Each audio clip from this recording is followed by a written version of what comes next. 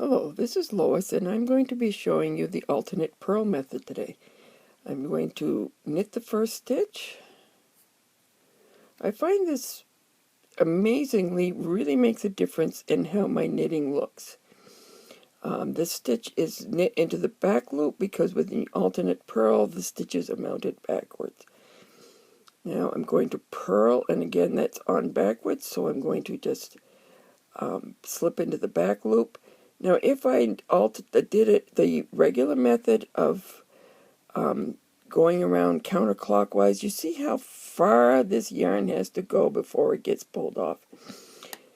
And now I'm going to alternately purl, which is going around clockwise, and it just has the same amount of distance to go around as the knit stitch, and equalizes out your knit and your purl stitches. Now, when I first started this, I didn't think this could possibly make a difference, but it really has made a difference and evened out my knitting, and especially in double knitting when you're going in doing circular double knitting.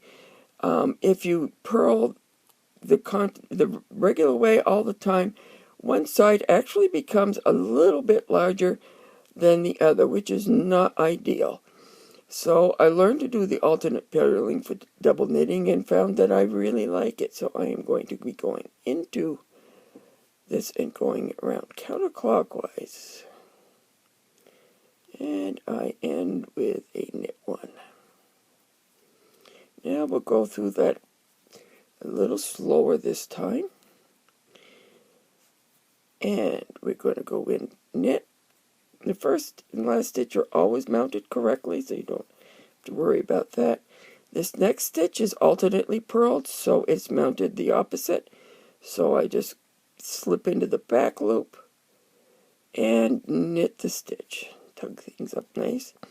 Now the next stitch is going to be a purl stitch, and again it's alternately mounted.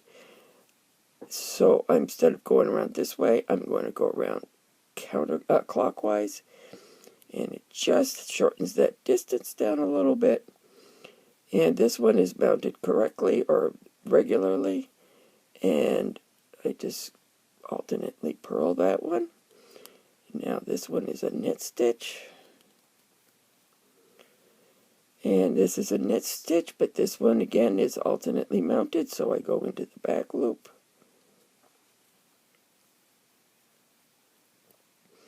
Now I'm going to purl into the back loop, and that really is, you just bring your needle in and just slide it up along the back side of that, and it pulls it right up onto your needle. This gets to be very natural. And now I'm going to purl into that last stitch for purl, and then this is the last knit one.